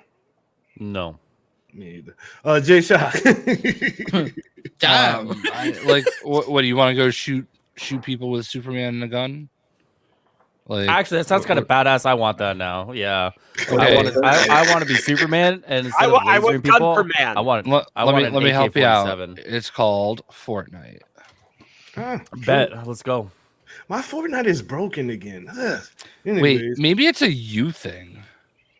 How many games are you gonna break? You broke Suicide Squad. All BS aside, I Avengers? really think it's my PlayStation. Fortnite? I have a Generation 1 PlayStation 5. I don't have the Gen 2. And any bug that is possible. No. There's a version that came out after the version I have. It's like something they fixed on. I don't know what the hell it is, but something. Yeah, I have a day one PS5. Yeah, but my PS5, any bug that's possible for any game to get, it will get it. Like it's the. Well, the Japanese are incredibly racist. I got it. Can we just put a more? You got it from Captain America. He sold it to you on eBay. Captain Collins did it to me again. God damn it! He saw what happened to Africa and he went, "Not my PlayStation, not this one."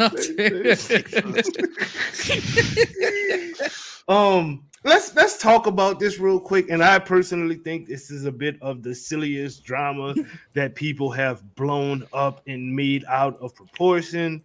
And that is the Dragon's Dogma 2 drama. And it's pretty much they put boosters in the game or something similar. Like you got to pay for fast travel. How about you just not fast travel?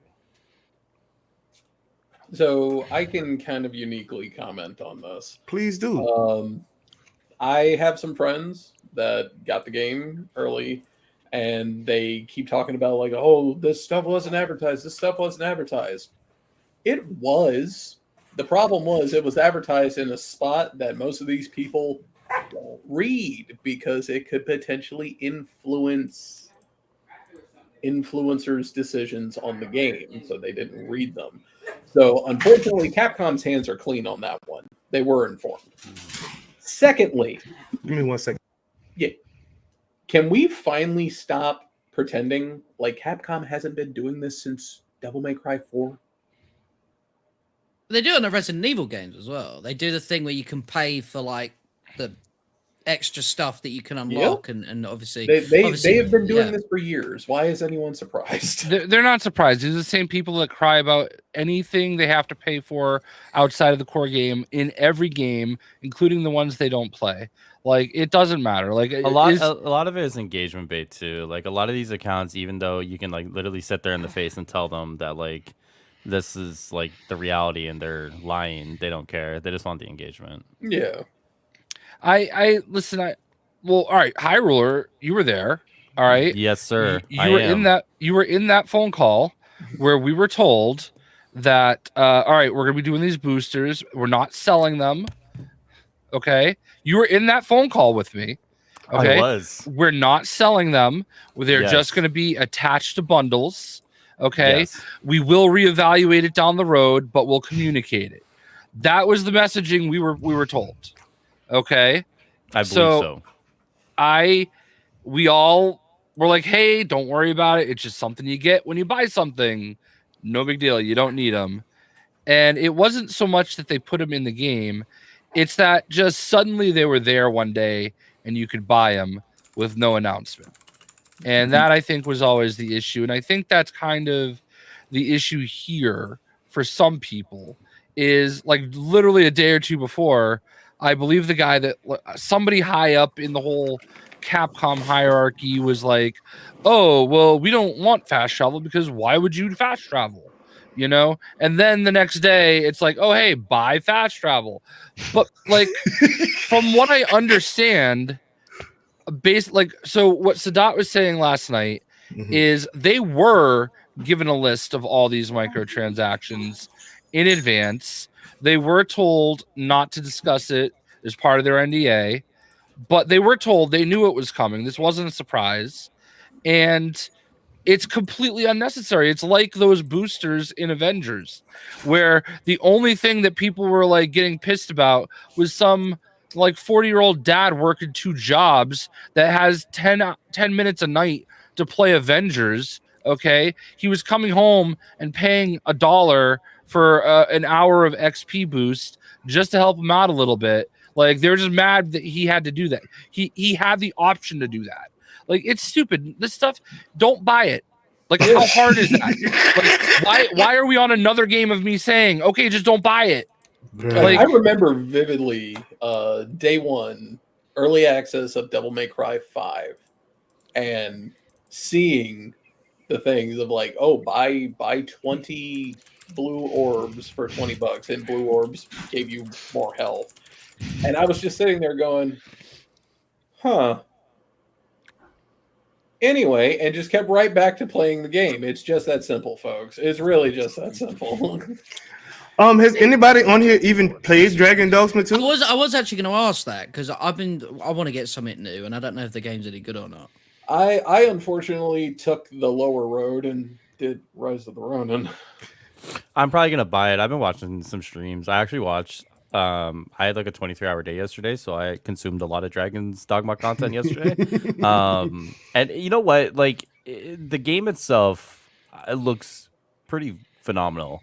I think a lot of this is kind of noise in the whole discussion of the game itself. I think if you kind of like, I almost feel like this is going to be like this generation Skyrim, where this game is going to have like, and I think Elden Ring also probably is like that, where these games are going to have legs and legs and legs and legs for years and years and years. I think Elden Ring will probably have longer legs than Dragon's Dogma 2, but like this game looks to be the real deal. And I think a lot of the social media stuff is just really noise about it, to be honest. I agree. I definitely agree. Go ahead, Hoarder. So my thing is, I find it disappointing, okay, and you can totally hate my opinion on this. I find it disappointing that a big corporation, you know, like Capcom, basically had this in there. The reviews came out already. People ran out and bought it. Then there was, I think, a patch or something on the back end, and then they're in there. So after reviews come out and all that, it's like, whoa, look at this, everybody. I find it questionable.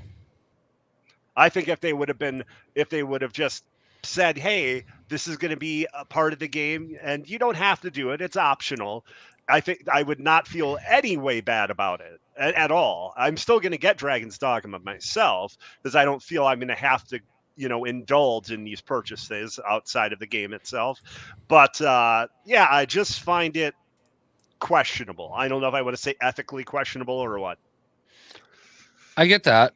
Like that's the same argument with, you know, the Avengers boosters. It always comes back to Avengers. Like that's the same. Roads lead to Rome, Jay. Yeah. I mean, but that was like the main issue. It wasn't so much that they were there. It was that like they didn't say anything and they just threw them there. And we're like, first they nerfed our XP, then threw them there. Yeah. That's what pissed people off. I mean, that's the fact of it. Like you're leveling up too fast. I never really noticed it. Okay, cool. We're not leveling up as fast. No, here's these boosters so you can level up faster. Wait, what? How does that even work? That's what the booster thing was about. It was. I'm ready. Let's rehash drama from 3 years ago, guys. Let's do it. What else? We still never got Captain Marvel. What the fuck, bro? Like, let me stop, man. Real shit though. I personally think that the Dragon Dogma 2 drama is artificial. It's not. It's just something for people to get clicks on. That's why I put it in the title, because people will click on it for that. That's really why I did it. So. I think the bigger conversation has to be like a lot of these like Twitter accounts. I think we all fall for it at some point. Like a lot of these are just gonna take like the most like it's Doom's channel, so I'm gonna be nice about it. Go ahead, go off. No, literally, go off. They take like the most wrong opinion, the dumbest opinion, the most window licking opinion, and they'll amplify it. And they'll spread the misinformation because like that's all they do, right? Especially for now that you can just like get paid on Twitter for like nudes in bio, I guess. And like that's all it is. Like, and I think sometimes we have to kind of differentiate between like the genuine conversations that are happening, which I think if you want to have a genuine conversation about Dragon's Dogma, it's like the performance issues, it's the performance across like all consoles for it, right? Versus like a lot of the noise, which is like these Twitter accounts which are posting a lot of this stuff. I like, if you want to talk about the microtransactions, to Hoarder's point, there could be more transparency involved in the advertising of it. But I think like when it comes to like the social media aspect of like these conversations, sometimes we fall into this rabbit hole of like, we're just gonna talk about the stuff that these Twitter accounts are talking about because it just gives them money, I guess, I guess. Go ahead, sir. Speaking of Avengers, just really quick while we're on it, I learned something really sad yesterday. That the guy who voices Black Panther in the Marvel 1943 game was going to voice War Machine in Avengers. And that devastated me. He's a big actor. I found out. It was penned in for it. I was gutted. I'm not going to tell you where I got it from because that Twitter account is like a void now. But yeah, it's sad. It's sad. It was Wagner. I might as well just say it. It was his Twitter. Well, that's crazy. You still follow him? No, he just pops up on the For You thing. Elon Musk really wants me to see those types of, types of people. That type of content. That's kind of interesting. Because when I was here and I was watching the start of this podcast, Stardust, it seems like you're really on like a interesting conversation line here. Some may say it's a line. Some may say it's a blue line, and it's really interesting that now we're talking about certain individuals. Do you want to? You know what? You know what? This is like the reverse of the advertiser problem, all right? Because I am fighting against racism, and then Brian Wagner pops up on the timeline, all right?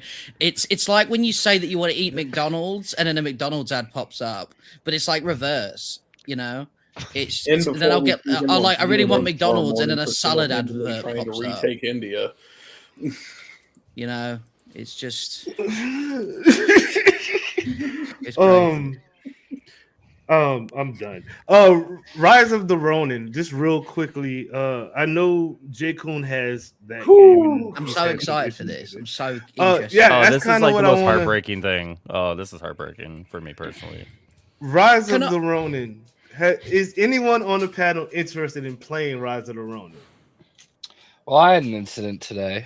Oh, I love that. Oh shit. J. Kuhn Prime, would you recommend Rise of the Ronin to these two gentlemen who want to play? Everyone who raised their hands, please raise them again. Three. Put your hand down. Put your hand down, Jay. Jay Stunt Blast, please. All right. I paid money for this game. I don't care. Have y'all played Neo? Have played who? Yes. No. 1 and 2. Haven't beaten them, but played them. Porter, you will be fine. High Roller, Stardust, look in some videos of Neo before you buy it. Because this is a Soulsborne game. It does have an easy level, though. I did watch a stream on Rise of the Ronin, and everything about it, like I was looking at it, and when I saw the combat and the way it just seems really spongy, and it doesn't seem very like, it just looks really slow and like I wouldn't say boring, but I will definitely say clunky. Yeah, it didn't have the smoothness that I want in a game like that, I guess, and it's the time period is fantastic. The story is meh. It's better than most Soulsborne games. I'll put it that way. Do not walk into this expecting it to be Ghost of Tsushima. I will tell you that right now. It's not. I think that's what my problem is. I think I just want another one of them. Yeah, it is not that. So do I. It is not that at all. So I have a couple stories. Number one, today, got home from breakfast, grocery shopping, all that stuff. I'm like, all right, I got some time. Let's make some videos. Let's play some Rise of the Ronin. And I'm getting everything set up. I've obviously got the disc version. And I'm like, oh, there's a digital deluxe edition. Maybe there's a digital deluxe upgrade where I could just get the upgrade. There is not. So I'm like looking in the store and there's nothing there. I'm like, all right, whatever. So I'm testing some other stuff at the same time, and I see in Fortnite there's like the free skin pack. So I go ahead and click to add that, and then I just button mash through it. And as I'm button mashing through it, I see $84.99. I'm like, no, that was free. For some reason, because I went in the Rise of the Ronin, it added it to like a cart. And then on the dashboard, not even in the store, on the dashboard, when I clicked the like 99 or $0 Fortnite skin that was free, it made me buy the digital deluxe edition of Rise of the Ronin. And I'm like, what the fuck? So now you have 2 of them? No, I immediately like fired up PlayStation support. I did not download it. I didn't do anything. I didn't even touch my PlayStation. It like went to sleep. Like I did nothing. They did refund it, but like, okay, holy shit, that's scary, bro. That's $85. So plus tax was what it came out 88, something like that. Well, the $85 is with tax. Oh, okay, that is. So I'm like, I am not in a position to be paying twice for this game. So yeah, that was my story. Also, my other thing is, can we? It really hurts me to say this because I had a really great conversation with Greg Miller at Summer Game Fest, and I have a lot of respect for him. I think he's great, but I watched him call Suicide Squad soulless. Okay. Mm-hmm. And I saw Del Walker talk about watching him play it, skipping over all the cutscenes and like talking over everything. And then yesterday I saw a tweet from him on a PlayStation game where he's like Mr. PlayStation making I don't know, I'm just having fun. He basically made the turn your brain off comment. He was like, I just like, I don't care about the story. I just like running around whipping people's heads off. I'm like, but wait a second. Wait a second. So story doesn't matter, until it does. So I'm just a little confused with that one. I'm a little, because I really respect that dude, and like I said, had a really great conversation with him over the summer. Really helpful to me personally, someone that doubts themselves way too much. So it's a little disappointing. Like I just felt like felt a little fanboyish. Never he is Mr. Hero, PlayStation. Shay. I say that all the time to people that meet me. You're just a human being.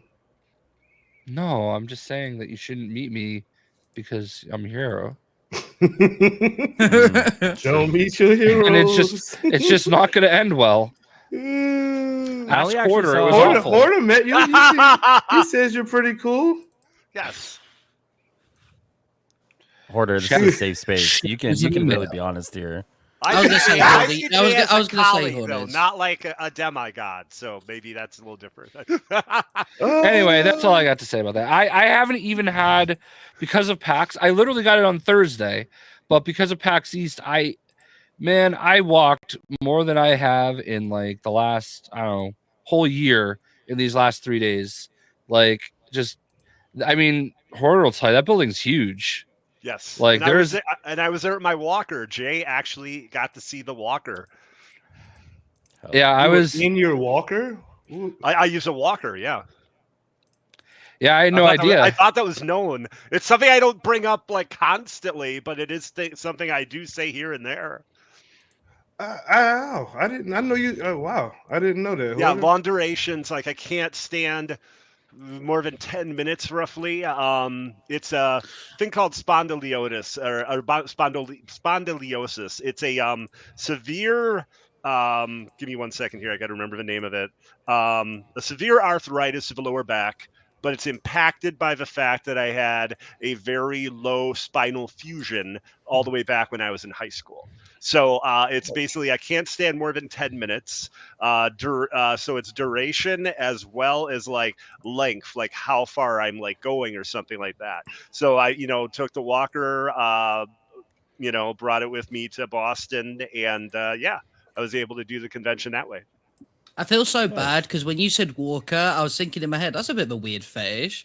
Because I'm thinking like, I'm thinking you were being walked by someone. No, it's a seated walker, so it's like that makes walker, sense. Yeah, that makes more like sense. The seats there, because one very important reason, I don't drive, so there are times where I like have to sit down or something like that or whatever. That's what I needed.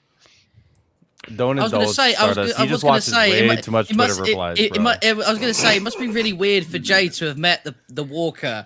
Like, it must have been. Bro, come on, that's not even a walker. That's a handler. Oh my god. Slice Stardust, what games have you played this week? I've been playing a zombie indie game called Welcome to Paradise. Where you like brain control zombies and stuff to like fight with you, and it's like a base builder and stuff like that. That's pretty fun. WWE 2K24. I'm literally waiting for the rank season to be over so I can get the platinum on it. That's kind of it. I'm trying to look for something new to play, which is why I've been looking between Rise of the Ronin and Dragon's Dogma, but they both kind of don't look that great to me, so I don't know if I'm going to do it. What you been playing this week, Ruler? I was on vacation, so I played absolutely zero video games. I enjoyed the sunny sights of Orlando, Florida, and I ate way too much food. Listen, you guys down in the States, you love buffets, man. Like, we're talking Ponderosa, we're talking Golden Corral. Like, I think I ate more food in 1 week than I usually do. And let me tell you, listen, honey butter, you guys are keeping some of the solid shit down there. Like, I didn't honey butter in my life. Like, yeah, but you got poutine. Shit. We don't have poutine here. Listen. I don't know how to make honey butter. You take some cheese curds, some fries, some gravy. It's that. Like, I need to learn how to make honey butter because that shit is. It's hitting, bro. It's hitting. It's insane. I'll send you the recipe, sweet thing. Jay Shot, make me act up this week. Well, very interesting you should ask, because I was just at a video game convention and I got to play Killer Clowns from Outer Space. Yeah. And that game looks like it's going to be a ton of fun. I think Quarter played it too. It was fun. I played as a human, though, and didn't know how to pick up weapons, so it was pretty challenging. I played as a clown, and I killed everything, and I really enjoyed it. It was really good. I'm not usually into that style of game. Obviously, these same people made the Ghostbusters, and they made Predator. I did get to sit in and talk to the devs for a little bit. Apparently, like, because this is next gen, it's going to really be a big deal. A lot of people, I guess, complained about Ghostbusters being kind of stylized, and they're like, yeah, we kind of had to do that to like hide some of the limitations that makes sense that last gen had. But like this game, like the lighting was on point. Like, it was really cool. I remember the movie from the 80s. I think people are really excited. Like, all the people that play like Dead by Daylight are really going to enjoy this. So it's going to be kind of along that line. Texas Chainsaw Saw. Gotcha. Yeah, that type of game. I also, today when we went back, I got to play G.I. Joe. Oh, you did play it? Yes, I did find it. G.I. Joe Wrath of Cobra. I followed the company like when they announced it. I had no idea they were there until I saw them tweet it yesterday. So I had to go back to pick up something today, and I brought my wife, and I actually had to record it. So I'm gonna post that after we're done. It'll probably go live in the morning. But it's just the G.I. Joe side scroller beat 'em up. You know, it's like the Ninja Turtles game. It's fine if you like G.I. Joe. It feels like a Saturday morning cartoon. Other than that, you know what I've been playing a lot? I've been playing a lot of Battlefield 2042 because you can just go play. You can just go play bots, and I don't have to play actual people, and I can just go in there and play God mode. Because like, I'm pretty godly in a tank anyway, but like, I just don't have to deal with all the nonsense. You know, just get to go in there and kill some bots, have some fun. and I've actually been really enjoying that. That's dope, bro. I downloaded the Teenage Mutant Ninja Turtles game, so I guess I'll have to mess with some of that G.I. Joe as well. So, what have you been playing this week, Hoarder? A lot of Vampire Survivors. Honestly, I think it's a phenomenal game. It's only like $5 to buy it, and it's this really cool Castlevania-like vibe. And you go around, and your character automatically attacks with like abilities that would not be out of place with Simon Belmont. Then there are these interesting like fantasy-based maps and stuff like that. It's a hard game to explain, but the meta is unique in that it's basically unlocks and trying to figure out how to unlock things in the game and add even more features to the game for the other levels that you're playing. And they constantly have updates for it. Well, I've only been playing Dragon Ball Z Kakarot this week. I tried to play Fortnite. It's not working. So Dragon Ball Z Kakarot has been killing it for me. I'm going to attempt to play Suicide Squad with Hoarder later on tonight. Wish us luck, blessings, and everything else that comes with it. Slice Stardust, tell people where they can find you at, sir. Well, you can find me at YouTube. In a bar trying to pick up random women. Yeah, well, you know. Picking them up for the homies, you know what I mean? I respect it. Hey, listen, man, you're a good dude. Now, how you do it may make you a bad dude, but you're a good dude for trying. I actually, you know what, the guy that I was like, because I met him yesterday when I was trying to do this, and I messaged him this morning, and he's just ignored me. I need to know what you did. I need like the full details. I'll give you the full rundown. All right, maybe another time. All right, I got you. Yeah, because you know. I've got the ops watching. For the game, and tell people where they can find you at, good sir. Twitch.tv/Hoarder Gamer. Right now I'm doing a lot. Well, I'll be doing a lot more. Suicide Squad, Kill the Justice League. We're going to be doing some Helldivers too. And I think that's kind of what I'm looking at right now. And then also Hoarder's Comic Flex, which is actually now going to be on the Hoarder Gamer YouTube channel as of Wednesday. And then other content coming to YouTube as well. Jay, you want to tell people where they can find you at, sir? No. I figured you didn't. I expect it. He's serious too, yo. Like, he's dead serious. High Ruler. Yeah, my YouTube channel. I have 12 videos dropping on the 25th. 12? What kind of videos? I'm honestly, listen, you know, you go to Steam, you sort by NSFW, and there's a lot of games there that you can play. So I've been really busy. Revenge porn. He wants to get back at his hand. Oh my god. Thank you, chat. I'm sorry I didn't get to all of the comments out there. It's a lot. I appreciate it. But Iron Smash, Vashante, dog. If my Vashanti, if my Fortnite decides to work, bro, let's connect, though, because it don't work. But Captain Tay, the Beyonder, Marquise, shit, there's a lot of y'all. All wrong. That's Jake Coon's people.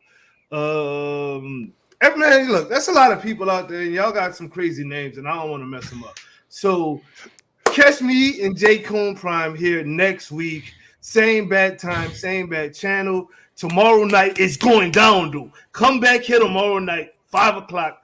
He interviewing Miller. Well, I'm interviewing Miller, and I'm asking Miller the shit that y'all motherfuckers are scared to ask Miller. I'm about to get the real out of Miller, for real. It's gonna be real crazy in here. So make sure your asses come through tomorrow night, 5 o'clock p.m. It's going down for the first episode of what's the name of the podcast? No Cap Conversations. This is from a rap song that I did. Yeah, so yeah, that's what we're doing. No Cap Conversations tomorrow night, 5 o'clock p.m.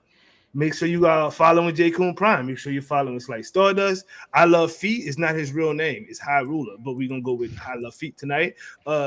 Jay Stunner Blast, of course, and Hoarder Gamer.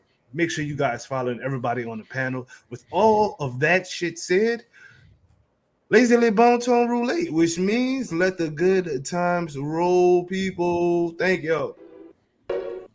What's shaking, people? It's Doom Killer HD. Sit back and relax. You are now rocking with the best. Let's go! It's the weekly wrap up, the home of the hot news. Break it down, bite size, so it's easier to consume. All facts, no cap. We winning and can't lose. Is it fire or trash? The only thing you can choose. Discussing all of the topics, using reason and logic.